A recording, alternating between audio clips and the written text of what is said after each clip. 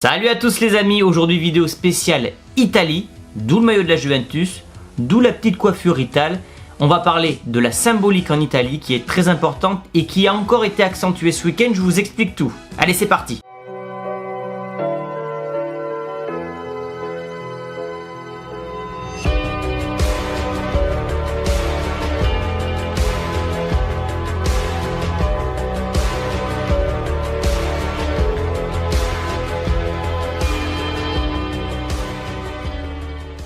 Le foot italien est réputé pour sa passion, ses centres de formation, ses défenses de fer, le catenaccio, ses clubs mythiques comme la Juve, l'Inter, la Roma, le Milan AC et j'en passe. Mais une autre chose caractérise le foot italien, même si cela est mineur, même si cela est secondaire, les Italiens y tiennent, ce sont les symboles.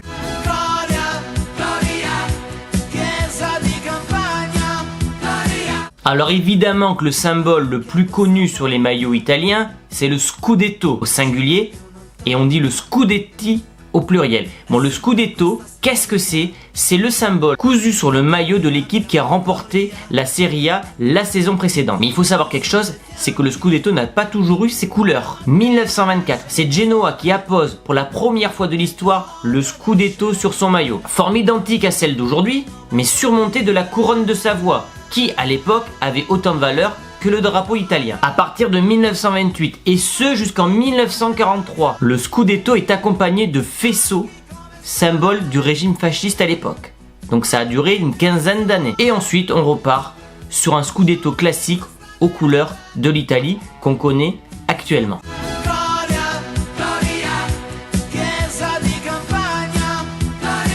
Le deuxième symbole le plus connu, ce sont les étoiles sur les maillots italiens. J'ai déjà fait une vidéo là-dessus, je vais réexpliquer rapidement à quoi ça correspond en Italie. La règle est très simple, une étoile correspond à 10 championnats. Donc actuellement il y a 3 équipes qui ont une étoile en Italie. L'Inter Milan, 18 Scudetti, une étoile. Le Milan AC, 18 Scudetti également, une étoile. Et la Juve, donc là on va pas le voir avec le soleil, 35 Scudetti, donc 3 étoiles. La Juventus pourrait avoir normalement une étoile supplémentaire. Ces étoiles sont dorées, mais la Juve pourrait avoir une étoile d'argent. Vous allez me dire, encore une étoile? Eh oui, car la Juve a gagné 13 Coupes d'Italie. Et la règle est la même. Quand tu as gagné 10 Coupes d'Italie, tu peux avoir une étoile. Alors ça ferait 3 étoiles dorées, une étoile d'argent.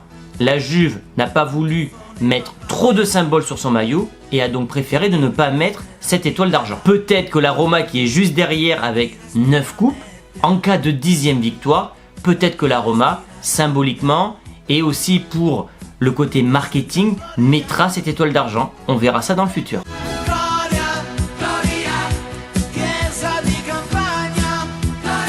Et justement en parlant de la Coupe d'Italie, le vainqueur de la Coupe d'Italie possède un cocarde. Alors qu'est-ce qu'un cocarde? C'est un symbole en rond avec les couleurs de l'Italie également. Et donc chaque vainqueur de Coupe d'Italie peut poser sur son maillot ce cocarde. La Juventus a donc fait régulièrement le doublé championnat Coupe d'Italie et avait donc sur le maillot les deux symboles qui étaient le Scudetto et le cocarde. Alors vous allez me dire, oui mais ça on s'en fout, nous ce qu'on veut savoir c'est Koulibaly là, ça veut dire quoi son badge en or? Piano, ça arrive, mais il fallait avant tout que je parle des autres symboles pour que vous compreniez que les Italiens sont des précurseurs dans le domaine, sont attachés à ces symboles.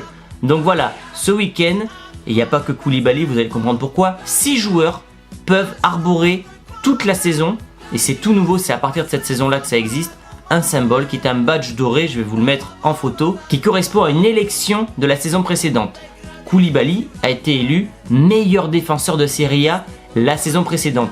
Donc pendant toute cette saison, il pourra arborer sur son maillot ce symbole doré. Mais d'autres joueurs peuvent également porter ce symbole.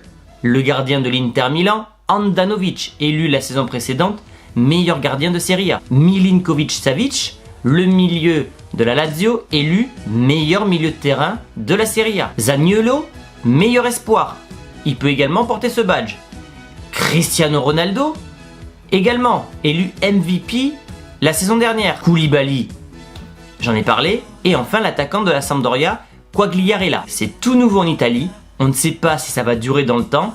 Est-ce que justement l'Italie, qui aime ces symboles, qui comme je le disais tout à l'heure est précurseur dans le domaine, va inspirer d'autres championnats pour que ces derniers fassent de même? On verra ça dans le futur. Voilà les amis, j'espère que cette vidéo vous aura plu. Un peu d'histoire, ça fait pas de mal. Si vous avez aimé la vidéo, le concept un peu historique et tout ça, lâchez un petit pouce bleu. Si vous n'étiez pas au courant de ce badge en or, lâchez un petit pouce bleu aussi. Abonnez-vous, rejoignez mon Utip et mes réseaux sociaux, parce qu'on n'est que 200 sur Utip, je trouve que c'est pas beaucoup. Et moi je vous dis donc à très bientôt les amis pour d'autres vidéos. Ciao!